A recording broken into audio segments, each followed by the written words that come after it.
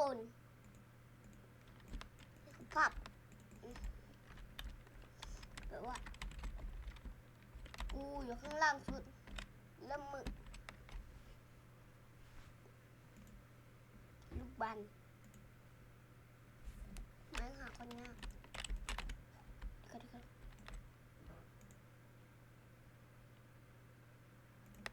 ลูกบ้านก็อยู่ตรงนี้ไงไม่กินไม่ได้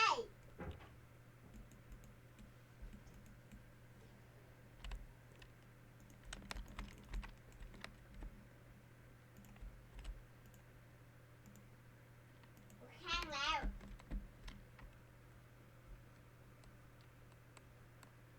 ให้คุณคนเดียวให้กูซื้อสัตว์เลี้ยงมาคุณเยอะ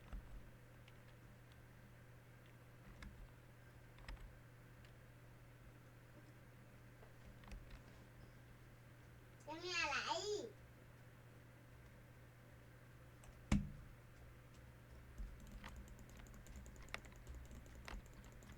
นกอินทรี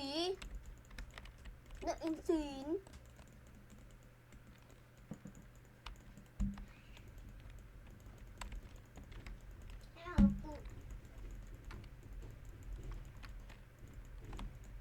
นี่เก็บลูกบอลได้แล้วกูเก็บลูกบอล5 ก้อน6 ก้อนไม่ได้2 ก้อนได้ไหมล่ะ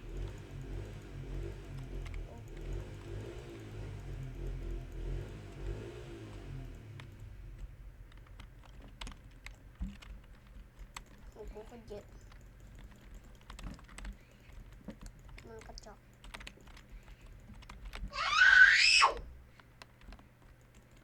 ทำไมเขาดิ้งดิ่งได้น่ะทำไมหนูดิ้งดิ่งไม่ได้ได้ไงก็ยังดิ้งดิ่งได้ว่าเขายังทำดิ้งดิ่งได้ไหมโอ้โหแม่งพ่อทำดิ้งดิ่งได้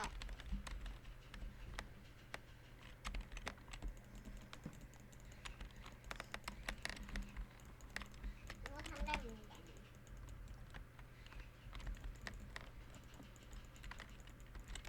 แม่ง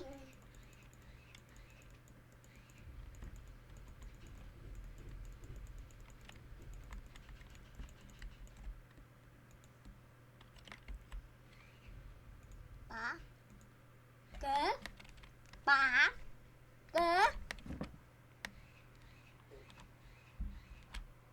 อย่างนี้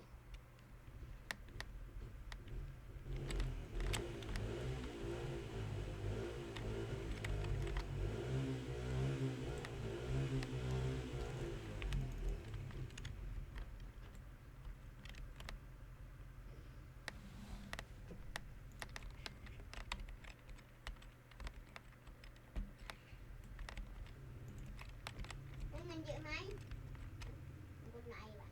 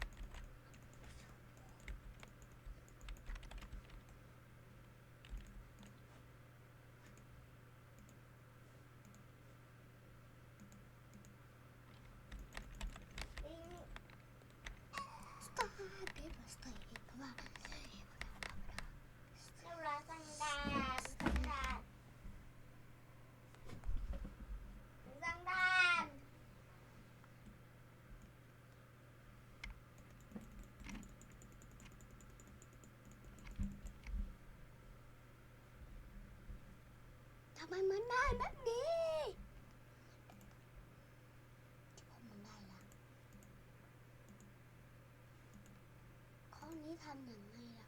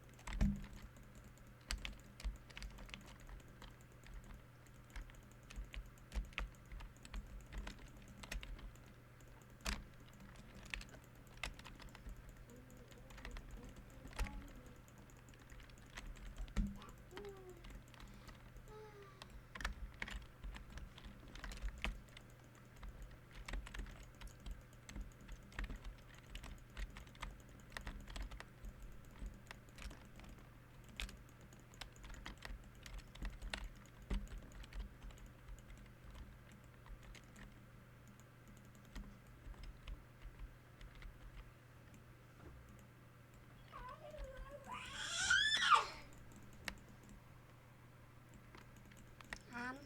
2 1 อะไรเนี่ย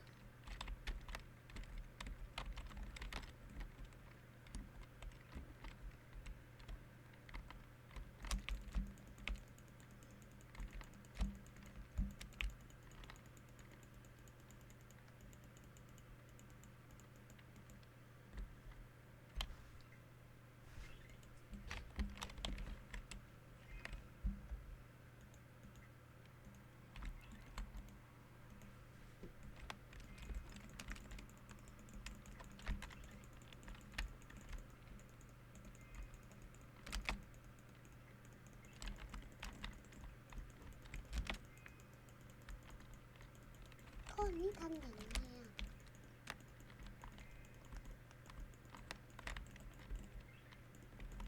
ข้อนี้ทำยังไงอ่ะ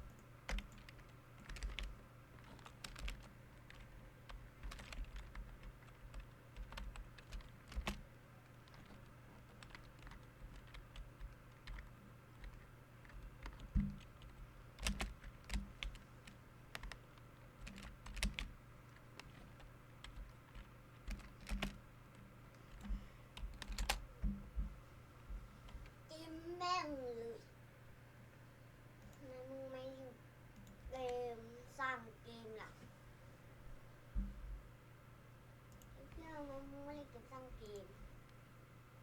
ต่างๆอันไหนเดี๋ยวกูจะสั่งให้มึงเดี๋ยวกูจะเล่นด่านไอ้บอกกูไอ้ด่านมันจะยากหรือเปล่าด่านมันยาก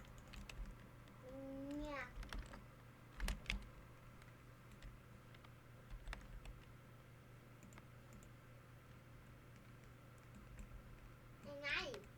แกนั่นเองบ้านแกกดไลค์ด้วยกดไลค์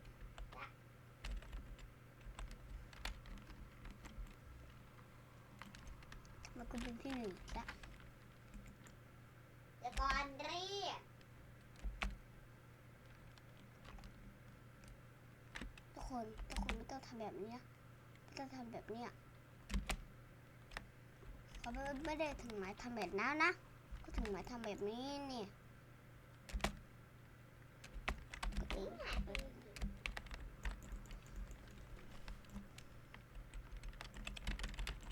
ไอ้สัตว์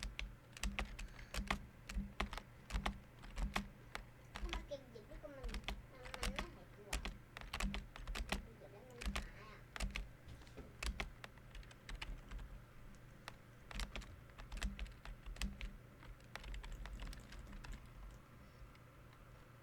กูลืมกระโดดแล้วก็เสียบที่ตรงนี้ได้ไงวะที่กูเมื่อกี้กูยังไม่ทันได้รีบ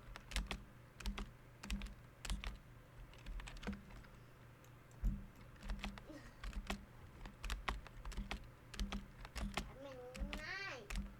ง่ายที่สุดในโลกเลย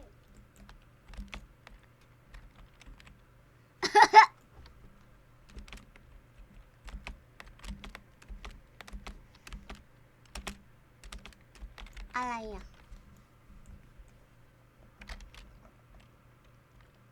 ต้องผ่านจนทันพูน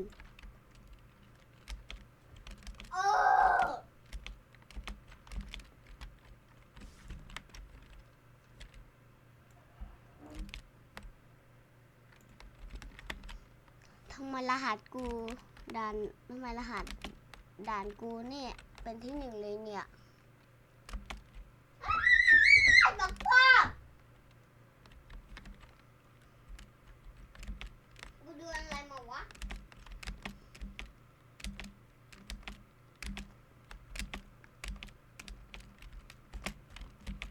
กูสร้างว่าของกูดีกว่า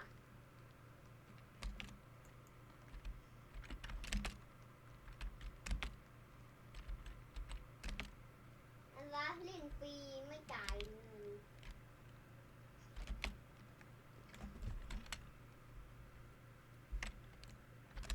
นมันไปหายแล้วไม่ได้เงินไปซื้อหมาใหม่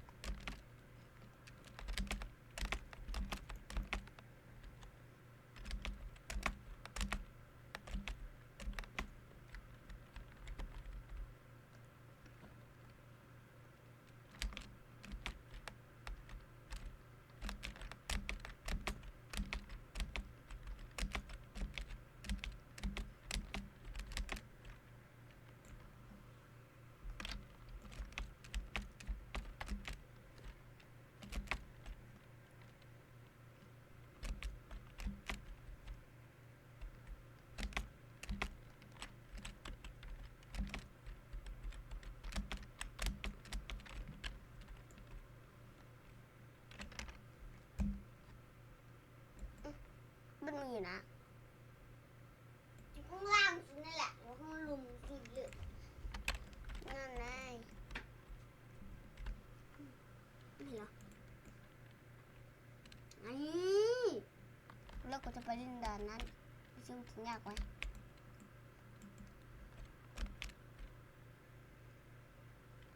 อ๋อด่านนี้นะอยู่ตรงไหนกูขอทำเลย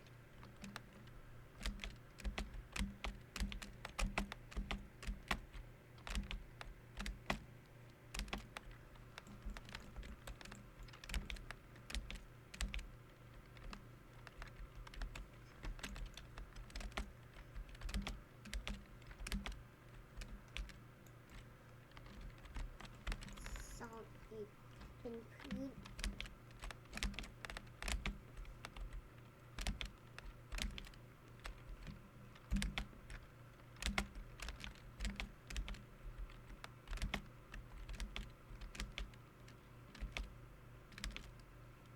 อันนี้ก็ไม่ได้ง่ายเท่าไหร่นะด่านนี้เนี่ยไม่ได้ง่ายอะไร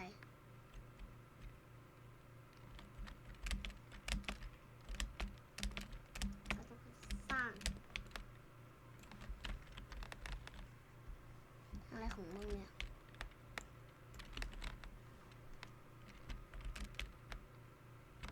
อะไรวะ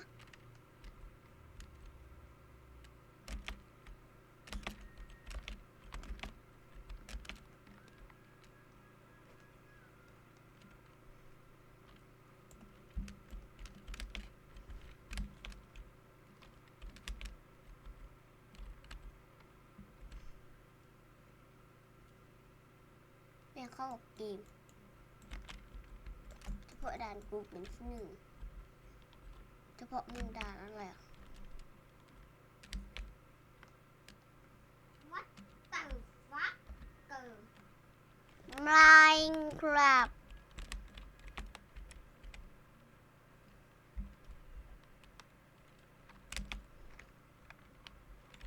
โคตรง่ายเลยว่ะด่านมึงเนี่ย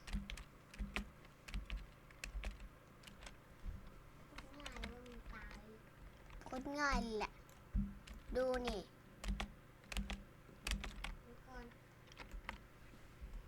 กดไลค์ด้วยกดได้ไม่กดไม่กดละเพราะแกยังเชื่อไม่เสร็จฉันก็เลยไม่กดจะเปาะด่านแกกระจอกม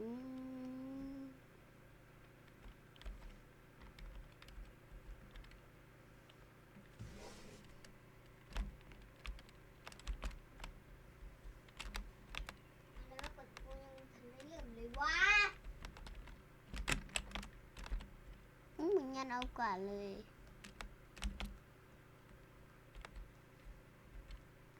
นี่คือใครอ่ะคนตั้งโชว์เหรอเนี่ย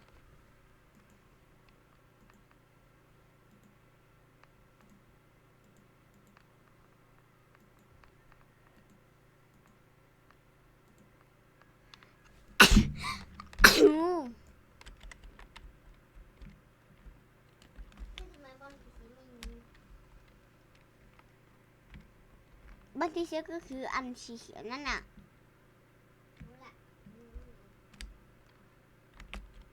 ไม่ใช่อันนั้นคือเกิดไม่ได้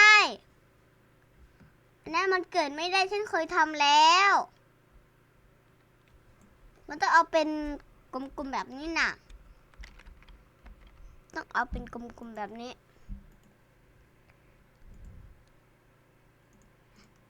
นี่ตึงไม้สร้างได้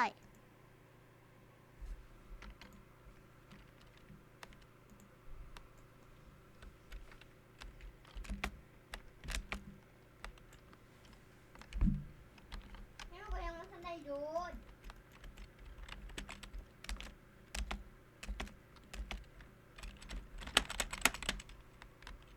ปิ๊บปิ๊บปิ๊บปิ๊บปิ๊บปิ๊บปิ๊บจูรู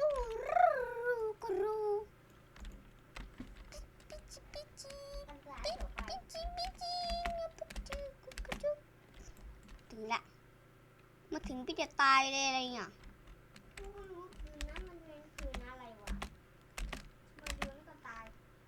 ไม่ตายอ่ะอ้าวพื้นผิดอันแล้วต้องใช้พื้นนี้โง่แล้วพื้นนี้โง่หลายสร้างกูทุกเบอร์อีโง่โอแมนกูพยายามที่จะรู้ว่าบอกหรอกแบบโง่กูมี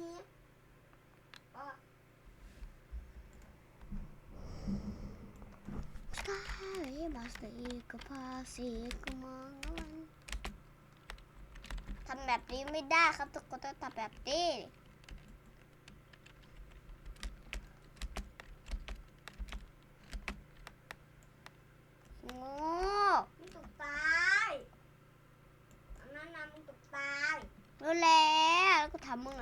สั่นช้าๆของกูสำหรับวายของมึงช้าๆลงนะพี่นะ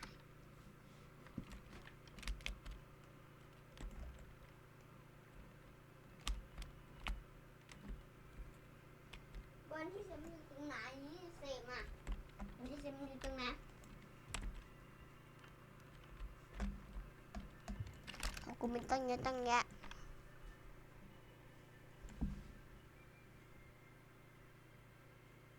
ก็ปล่อยสิ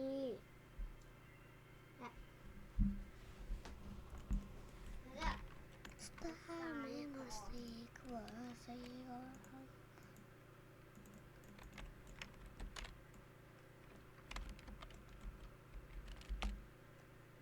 คุณสุนจะไปเยอะไป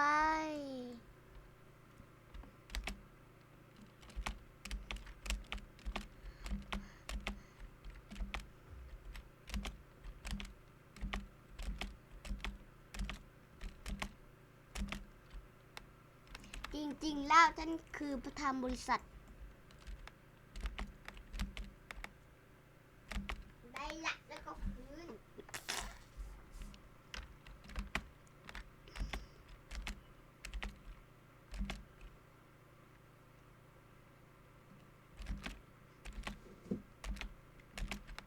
อะไรเนี่ยอะไรแม่ยังอันนี้เมนูตำซุป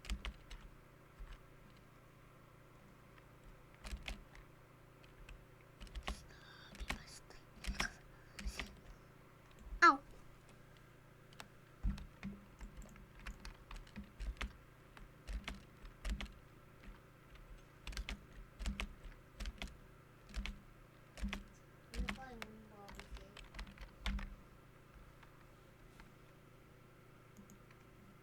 ทุกคนอย่าลืมกดติดตามและกด subscribe เพื่อพลาดคลิปใหม่ๆด้วยกับบ๊ายบา